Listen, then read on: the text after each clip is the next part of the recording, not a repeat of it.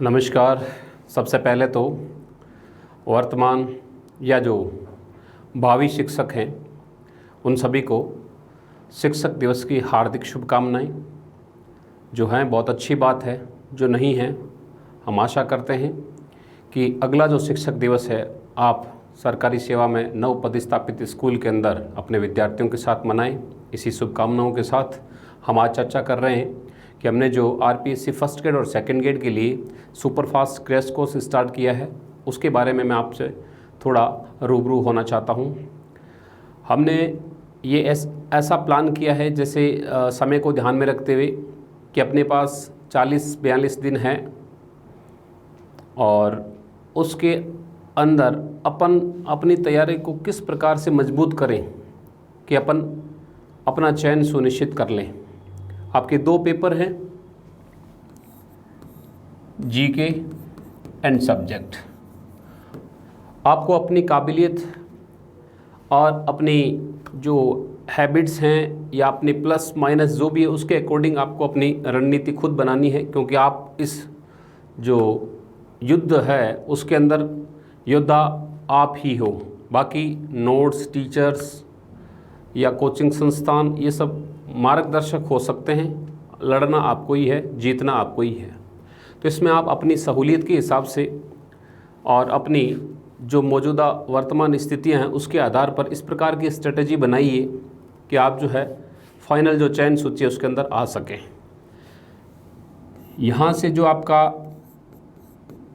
75 marks है questions है और यहाँ आपकी 150 क्वेश्चंस है, जिसमें मोस्ट ऑफ वेटेज जो है वो आपका इसका रहेगा सब्जेक्ट का, केमिस्ट्री का।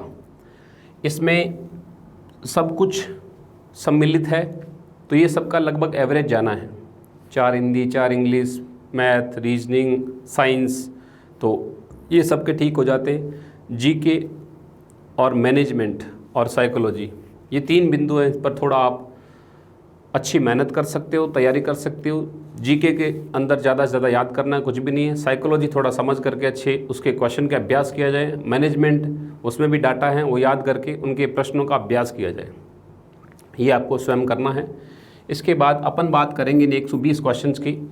अपना प्रयास ये रहेगा कि जितना सिलेबस है उनको लगभग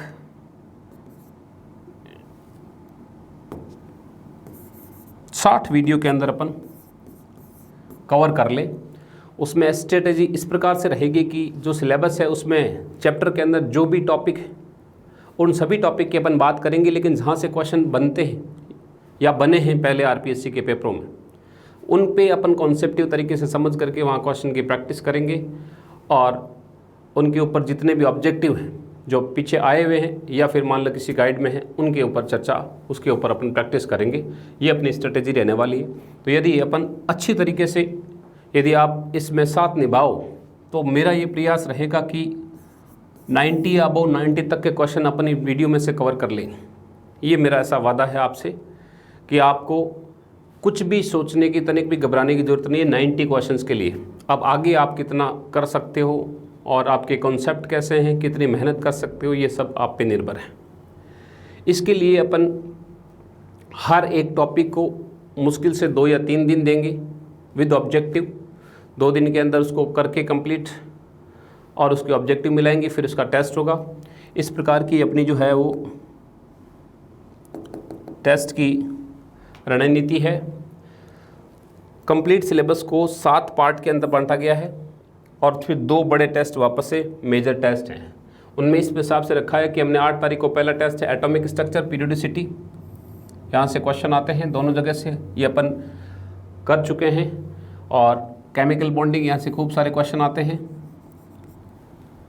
इन सब में जहाँ जहाँ क्वेश्चन बनते हैं उन टॉपिक को अच्छी तरह से समझते हुए उनके क्वेश्चन प्रैक्टिस हम कर रहे हैं और साथ ही के साथ अपना मूल्यांकन करने के लिए हम ये टेस्ट देंगे तो अपनी तैयारी सुदृढ़ हो जाएगी। और एक कम समय के अंदर हमें सीमा रेखा के अंदर बांध दिया जाए कि 3 दिन में या 2 दिन के अंदर इतना करना है, तो थोड़े दबाव के कारण से अपन अच्छा भी कर पाएंगे। ट्रांजिशन एलिमेंट, कोऑर्डिनेशन और ऑर्गेनोमेटेलिक ये मिलते जुलते हैं। डी ब्लॉक के कंपाउंड्स जितने भी हैं उन सबको एक साथ है डी ब्लॉक, एफ ब्लॉक है। उसके बाद ये आपका physical chemistry, solid, surface, chemical dynamics, kinetics एक टेस्ट में है। थर्मो, इलेक्ट्रो, एंथैल्पी, इलेक्ट्रो और थर्मो, ये सारे उस टेस्ट में है। तो यहाँ पर यदि आपको इस पोर्शन को अच्छी तरह से अपन कर लें तो इसमें हेल्प मिलेगी। ये पोर्शन सेपरेट है, सबका अपना अपना रोल है। सॉलिड स्टेट केमिकल डायनेमिक्स में से आपके जो न्यूमेरिकल हैं एक भी गलत नहीं होगा, सिंगल भी गलत नहीं होगा। जितने भी प्रकार के न्यूमेरिकल बनते हैं एक शॉर्ट ट्रिक से कि कैसे अपन न्यूमेरिकल आंसर सही करते हैं वो करेंगे। थर्मोडायनेमिक्स फाइनल फॉर्मूले जितने भी हैं फॉर्मूला वो रटने हैं आपको डायरेक्टली, चैप्टर को समझते हुए फाइनल जो वैल्यू है वो आपको अच्छी तरह से याद करनी है। इलेक्ट्रोकेमिस्ट्री में से 100% क्वेश्चन आपके सही होंगे। जितने भी प्रकार के न्यूमेरिकल आते हैं, न्यूमेरिकल आने की संभावना है 100% सही होंगे, ये मेरा दावा है। और उसके बाद आप एल्केनी ऑर्गेनिक केमिस्ट्री में आते हैं तो उससे पहले हम पढ़ेंगे जीओसी। नॉर्मली जीओसी की अपनी क्लास होती है 25, लेकिन इतना समय नहीं है तो 6-7 क्लास के अंदर मैं पूरी जीओसी समेटने की कोशिश करूंगा, उसमें से कुछ भी ना छूटे और साथ ही के साथ सारे प्रकार के क्वेश्चन तो होंगे। इसके अलावा जो आगे पढ़ने वाले टॉपिक्स हैं उनके लिए एक नींव तैयार हो जाएगी, मजबूत नींव, क्योंकि इन सब चैप्टर की नींव है जीओसी फर्स्ट और सेकंड। 2 चरणों में करेंगे, दोनों की 4-4, 3-3, 4-4 क्लास अपने की लगेगी। उसके बाद ये बहुत ईजी हो जाएंगे, कुछ भी नहीं है, सीधा सीधा याद करना है। और यदि ये समझ में आया तो क्वेश्चन ऑप्शन दे करके आप अपने आप टिक कर लोगे। मैं तरीका बताऊँगा कैसे। हेलो नाइट्रो ये सब ऑर्गेनिक के अंदर बायोमोलिक्यूल रटोलॉजी है, ये कुछ भी नहीं करना है, डायरेक्ट रटाना है। कन्फर्मेशन ये समझने की बात है, अपन वैसे जीओसी में भी कर लेंगे, इसी जीओसी सेकंड के अंतर्गत फर्स्ट और सेकंड में आएगा। और रिएक्शन इंटरमीडिएट जीओसी में से, यहाँ से क्वेश्चन अच्छे बनते हैं। कॉन्सेप्टिव सब्स्टिट्यूशन ये उसी के अंदर जीओसी में। पॉलीमर एंड ड्रग्स रटना है आपको, कुछ भी दिमाग नहीं लगाना है। पेरिसाइक्लिक 1 या 2 क्वेश्चन आएगा, 100% सही होगा ट्रिक से, कि किस प्रकार से अपन क्वेश्चन सही करना है। एनवायरमेंटल क्वेश्चन है, स्पेक्ट्रोस्कोपी 100% सही होगा ट्रिक से। एक आध चैप्टर शायद मिस हो गया है, वो उसमें जो संशोधन करके उसमें डाल देंगे। जैसे नया जो जोड़ा है पी ब्लॉक, या कहीं आया होगा पी ब्लॉक, ये इसी के साथ होगा, वो आ जाएगा। ठीक है, तो इस प्रकार से अपनी जो है वो स्ट्रेटजी रहेगी कि अपन पूरे सिलेबस को इन 7 टुकड़ों के अंदर अच्छी तरह से कर लें और फिर एक एक दिन के अंतराल में ये 2 बड़े टेस्ट दें। इससे क्या है कि हमें अपना मूल्यांकन हो जाएगा, हम कहाँ तक स्टैंड कर रहे हैं और हमें कितनी मेहनत करने की ज़रूरत है। और यदि अच्छा स्कोर कर पा रहे हैं तो आपका आत्मविश्वास भी बढ़ेगा, जो एग्ज़ाम में काम आएगा। उसके बाद हमारी चैप्टर को पढ़ने की स्ट्रेटजी क्या रहेगी? हमारी चैप्टर को पढ़ने की स्ट्रेटजी ये रहेगी, जैसे यहाँ पर मान लीजिए अपन केमिकल बॉन्डिंग पढ़ रहे हैं, तो केमिकल बॉन्डिंग के अंदर इस प्रकार आउटलाइन है कि हम ये टॉपिक उनके अंदर पढ़ेंगे। जैसे सबसे पहले अपन इंट्रोडक्शन पढ़ लिया, परिचय, कि किस प्रकार से क्यों बॉन्ड बनते हैं, कौन कौन प्रकार के बॉन्ड होते हैं और बॉन्ड बनने में कौन कौन सी महत्वपूर्ण घटनाएं होती। फिर बॉन्ड को समझाने के लिए, केमिकल बॉन्ड को समझाने के लिए कई थ्योरीज आई थी, उन थ्योरीज को डिटेल में स्टडी करेंगे। ऑक्टेट रूल क्वेश्चन नहीं बनता है, वीबीटी क्वेश्चन नहीं बनता है, एमओटी क्वेश्चन बनता है 100% और बहुत अच्छे क्वेश्चन, एक भी गलत नहीं होगा, ट्रिक से करेंगे। VSCPR क्वेश्चन बनते हैं, एक टेबल बना लेके, टेबल से आपके सारे क्वेश्चन सही। हाइब्रिडाइजेशन ओवरलैपिंग में से क्वेश्चन नहीं बनता, हाइब्रिडाइजेशन 100% बनेगा, कोई डाउट नहीं है। हाइब्रिडाइजेशन ट्रिक से करेंगे, कोई संकरण गलत नहीं होगा, चाहे हजारों मॉलिक्यूल का निकाल लो आप, ट्रिक से करेंगे। 100% सही, 100% सही, जिनमें चूक नहीं होगी, क्योंकि एक बार समझ में आ गया तो एग्जाम्पल किसी भी टाइप का दे तो हम कर लेंगे। आयनिक बॉन्ड होते हैं नॉर्मली 3 प्रकार के, आयनिक, कोवेलेंट, कोऑर्डिनेट। आयोनिक बॉन्ड और covalent character ionic bond. Ionic bond normal समझेंगे किस किस प्रकार का होता है, जालक ऊर्जाएं वगैरह क्या होती है, लेकिन कोवेलेंट कैरेक्टर आयनिक बॉन्ड के अंदर कोवेलेंट कैरेक्टर हम पढ़ते हैं पोलराइजेशन के थ्रू, ये इंपॉर्टेंट है। ध्रुवण क्वेश्चन बनता है, फाजान्स रूल है, 5 बातें हैं उनको ध्यान में रखना है। उसके आधार पर आपको क्रम पूछा जाएगा, वे किसका, सहसंयोजक गुणों का बढ़ता हुआ क्रम, घटता क्रम, आयनिक गुणों का, या फिर आपको मेल्टिंग पॉइंट, बॉइलिंग पॉइंट, इन सब का ऑर्डर दिया जा सकता है। इंपॉर्टेंट है, क्वेश्चन बनता है यहाँ से। कोवेलेंट बॉन्ड क्या होता है उसको समझेंगे। फिर आयनिक character in covalent bond, purely कोई भी कोवेलेंट बॉन्ड प्योर कोवेलेंट नहीं होता, कोई आयनिक बॉन्ड है वो प्योरली आयनिक नहीं होता। हमने देखा कि आयनिक के अंदर कोवेलेंट कैरेक्टर होते हैं, हम पढ़ते हैं पोलराइजेशन के थ्रू, और कोवेलेंट बॉन्ड के अंदर आयनिक कैरेक्टर होते हैं, उसको अपन पढ़ते हैं डाइपोल मोमेंट के थ्रू। तो पोलराइजेशन और डाइपोल मोमेंट दोनों में से इंपॉर्टेंट क्वेश्चन बनते हैं। तो यहाँ पर हमने पढ़ा आयनिक कैरेक्टर कोवेलेंट बॉन्ड, सहसंयोजक बंध में कितना आयनिक लक्षण है उसको अपन डाइपोल मोमेंट के थ्रू पढ़ेंगे। यहाँ से भी एक क्वेश्चन बनता है, एक सिंपल सा तरीका है, ज्योमेट्री निकालनी है आपको, ज्योमेट्री से लगभग पता चल जाएगा। फिर है हाइड्रोजन बॉन्डिंग, इंटर और इंट्रा, दो प्रकार की, ज़्यादा महत्वपूर्ण प्रश्न नहीं होते, कई दफ़ा इंट्रा में से क्वेश्चन आ जाता है, या इसके क्या प्रभाव है, melting point, boiling point, acidity, इन सब पे क्या प्रभाव है, सामान्यतः गलना क्वथना का क्वेश्चन पूछ लिया जाता है इंटर इंट्रा से।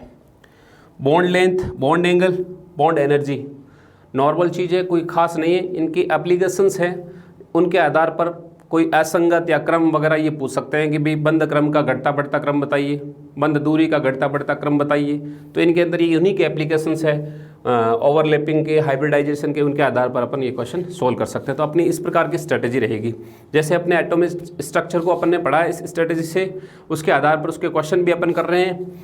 जैसे मान लीजिए एटॉमिक स्ट्रक्चर हमने पढ़ा, उसके बाद ये जो ऑब्जेक्टिव क्वेश्चंस हैं अपने पास मटेरियल है, लगभग आरपीएससी में आज तक के आए हुए क्वेश्चन जो हैं उनमें से 2500 से 3000 क्वेश्चंस हैं, इनका कलेक्शन अपने पास यहाँ पर है। तो तनिक भी घबराने की जरूरत नहीं है, जितने भी प्रकार के ऑब्जेक्टिव क्वेश्चन बनते हैं वो हम अच्छी तरीके से पढ़ेंगे, और जो प्रैक्टिस आप कर रहे हो वो तो कर ही रहे हो, उसी के साथ जो गत वर्षों में आए हुए क्वेश्चंस हैं 15-20 सालों के अंदर, लगभग क्वेश्चन रिपीट होते हैं 50%, यदि गौर से देखा जाए तो। मैं ये नहीं कह रहा हूँ कि पिछले पेपर का 20% 50% आ जाएगा, पिछले 10-15 सालों के पेपरों में से 50 से अधिक प्रतिशत क्वेश्चन डायरेक्टली आते हैं। आप आराम से देख लीजिए, ज़्यादा ही आते हैं, क्योंकि क्वेश्चन कहाँ से आएंगे, हर तरह के क्वेश्चन आ चुके हैं, तो नए क्वेश्चन नहीं मिलते, या तो वो क्वेश्चन या उससे रिलेटेड कोई डाटा चेंज करके क्वेश्चन दिए जाते हैं, और वो इसलिए दिए जाते हैं कि वो अप्रूव्ड क्वेश्चन है, उनमें कोर्ट में उलझने की भी समस्या कम रहती है, संभावना कम रहती है। तो अपने पास खूब सारा मटेरियल है कि भाई अपने जितने पेपर में क्वेश्चन आए हुए हैं वो सब देखेंगे। जैसे एटॉमिक स्ट्रक्चर अपन ने किया था, उसके बाद ये क्वेश्चंस हैं, टॉपिक दे रखे हैं, कैथोड रे, इस प्रकार ये Thompson model, Rutherford model, electronic समस्थानिक युग्म को पहचाना, सम इलेक्ट्रॉनिक अपन क्वेश्चन किए थे, खूब सारे प्रैक्टिस किए थे, K+ और Ca+2, S-2, P-3, अल्फा कण क्या होता है, ये सारे क्वेश्चंस इस प्रकार से, नाभिक किससे बनता है, सिंपल क्वेश्चन भी है, हार्ड भी मिलेंगे।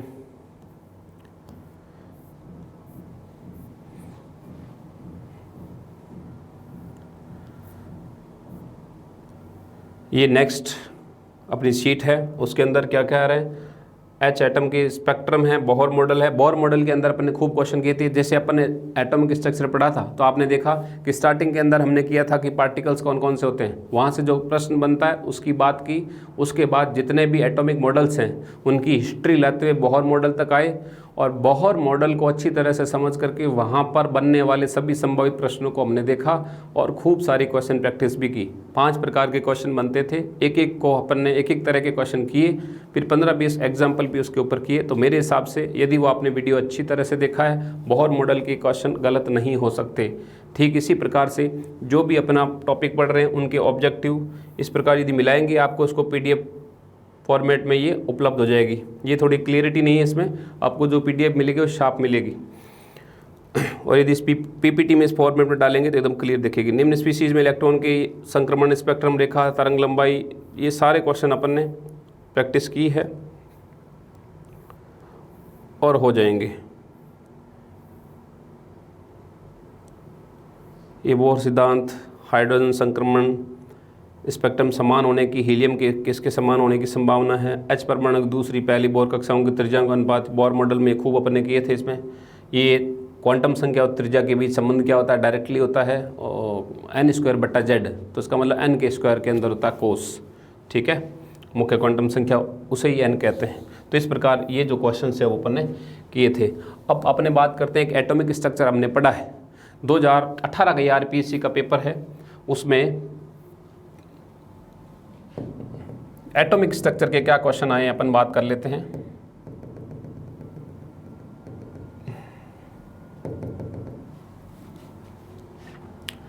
यहाँ पर ये है मुख्य क्वांटम संख्या n=3 से संबंध,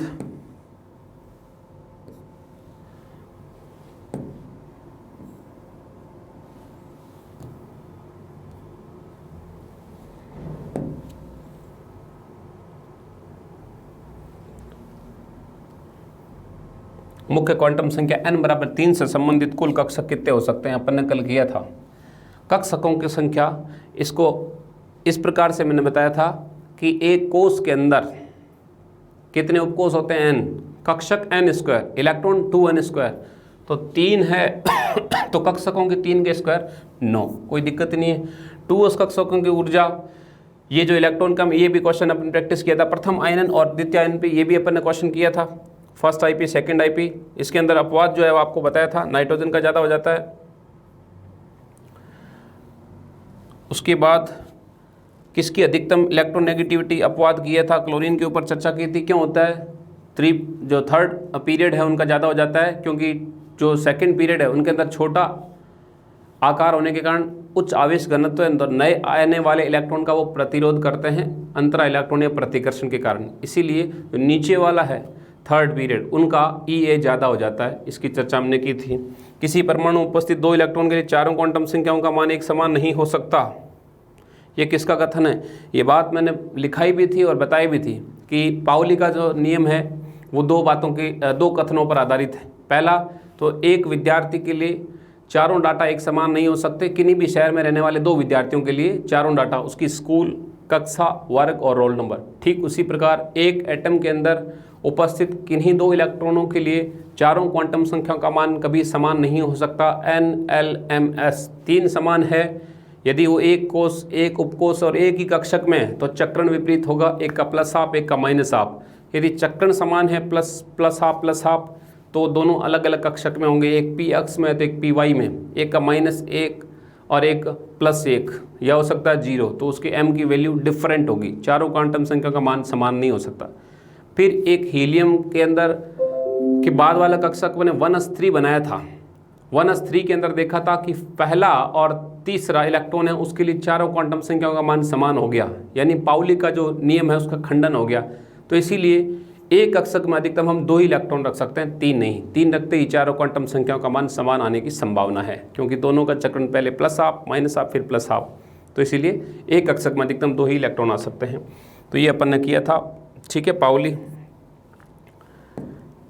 डी कक्षक के लिए कोणीय नोड, ये 2 इस प्रकार, ये तो हालांकि अभी तक अपन ने डी ब्लॉक एलिमेंट पढ़े नहीं, उसमें भी चर्चा आएगी कौन कौन से कक्षक होते हैं, DXY, DYZ, DZX, DX2, Y2, DZ2, उनको अलग अलग पढ़ेंगे। कौन प्लेन में होते हैं, कौन प्लेन के बीच में होते हैं, उनके आधार पर सभी चीज़ों की चर्चा करेंगे। और नोड्स के अंदर ये मैंने आपको बताया था, नोडीय पृष्ठ S में फॉर्मूला N-1, नोडीय तल P और D में, और रेडियल नोड्स जो त्रिज्यीय नोड है N-L-1 फॉर्मूला, उसके आधार पर अपने जितने भी क्वेश्चन सही हो जाएंगे। इसी प्रकार क्वांटम संख्या जो पढ़ी थी उसके ऊपर क्वेश्चन ढेर सारे मिलते हैं अपने, जैसे इसमें नहीं आया हुआ, इसमें सिंपल ये ऑफ वो सिद्धांत आया है, और एक जो अपना ये आया है क्वांटम संख्या के अंदर कक्षक कितने होंगे। और यही मैंने कहा था कि क्वांटम संख्या पर 100% क्वेश्चन आएगा। ऑफ वो सिद्धांत में आपके पाउली n+ आएगा, n+ आया हुआ है इलेक्ट्रॉनों का क्रम, और पाउली का तो सीधा कथन आया हुआ है। तो हमने जो एटॉमिक स्ट्रक्चर के अंदर पढ़ा है, और वो पेपर हम देख रहे हैं 2018 का, कोई भी पेपर उठा के देख लेना और कोई भी चैप्टर उठा के देख लेना, हम जो पढ़ रहे हैं डायरेक्टली क्वेश्चन उसमें से आएंगे। तो इसीलिए आपको बस साथ साथ चलना है। जिस दिन जो वीडियो अपलोड हो गया उसको उसी दिन देख करके याद कर लीजिए, और उसके बाद आने वाले टेस्ट जो है 3 दिन के बाद उस टेस्ट को दीजिए। आप यकीन मानिए कि लगातार यदि आप प्रथम वीडियो से लेकर अंतिम वीडियो तक देखेंगे, सारे टेस्ट देंगे, तो आपको 100% सिलेक्शन में कहीं दिक्कत नहीं आएगी। और यदि आपका फ्लो अच्छा है, पहले से बहुत बढ़िया तरीके से चल रहे हो, तो उसमें आप क्वेश्चन की जो प्रैक्टिस है वो क्वेश्चन प्रैक्टिस कर सकते हैं, टेस्ट दे सकते हैं। लेकिन यदि आप टेस्ट की जो समय सीमा उसके अंतर्गत यदि आप याद करके टेस्ट दोगे तो बेटर होगा, क्योंकि एक तो आप ज़्यादा मैटर कम समय में पढ़ सकते हैं, और दूसरा अपने क्वेश्चन की प्रैक्टिस होने के साथ साथ जितने आए हुए प्रश्न हैं वो भी इस बहाने अपने लगभग देखे जा सकेंगे, जिनमें से प्रश्न आने की, वापस आने की बहुत ज़्यादा संभावना है, क्योंकि घूम फिर के क्वेश्चन वही आते हैं। हम कोई पीछे वाले 2-4 साल के पेपर नहीं, अनवरत, और कहीं भी कोई राजस्थान RPSC के ज़रूरी नहीं, दिल्ली के अंदर हो सकता है, बिहार के अंदर हो सकता है, जहाँ भी PSC कोई भी आयोग के द्वारा लिए गए जो पेपर हैं केमिस्ट्री लेक्चर के या फिर केमिस्ट के, उनसे जो उसी लेवल के जो क्वेश्चन है वो अपन इसमें करेंगे। तो इस प्रकार की हमारी योजना रहेगी। यदि आप तैयार हैं तो कॉन्टैक्ट नंबर भी हैं ऐप के अंदर दिए हुए हैं, तो आप ऐप इंस्टॉल करके उसके अंदर सम्मिलित हो जाइए। और मैं आप सब लोगों को पुनः शुभकामनाएं देता हूं शिक्षक दिवस की, और ऐसी कामना करता हूं कि आप इस जो पेपर के अंदर है फर्स्ट ग्रेड या जो सेकंड ग्रेड का फोकस करके टारगेट लेके चल रहे हैं उनका 100% उसके अंदर चयन हुए।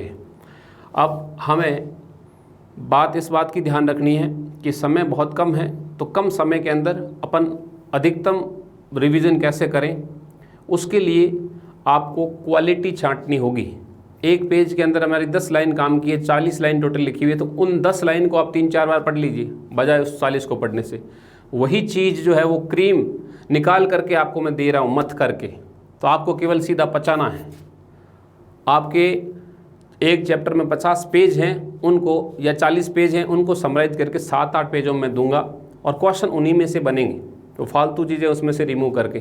तो मेरी ये जो भूमिका है प्रयास करूँगा कि मैं बहुत अच्छे तरीके से निभाऊँ और आपको जो है ज़्यादा से ज़्यादा लाभान्वित कर सकूँ इस पेपर के लिए। तो आप जुट जाइए और रेडी हो जाइए। जो शेड्यूल है वो डाउनलोड कर लीजिए, या ग्रुप में जुड़ चुके हैं, और जो ग्रुप में व्हाट्सएप ग्रुप में जुड़ना चाहते हैं वो पर्सनली मुझे मैसेज कर सकते हैं, और उसके बाद उनको ऐड करके जो भी मटेरियल होगा, जो भी टेस्ट सीरीज के संबंधित जानकारी होगी वो सारी उस व्हाट्सएप ग्रुप में जाएगी। मिलते हैं अगली क्लास के साथ। धन्यवाद।